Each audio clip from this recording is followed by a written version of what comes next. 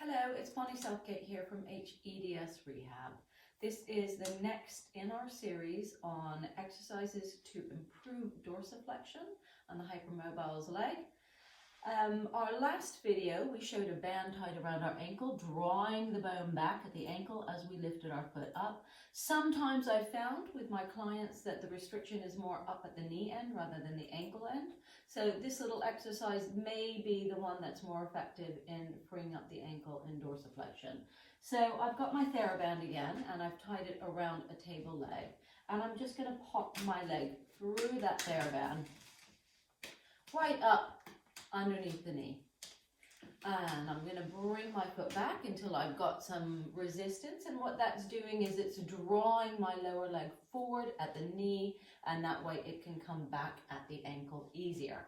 So I'm going to do exactly the same movement as I did when I had the theraband around my ankle. I'm going to bring that foot up into dorsiflexion, thinking again not about lifting the toes but moving in the hind foot, and then bring the foot back down. You may find that this is more effective at freeing the ankle up, and then that would be the exercise for you.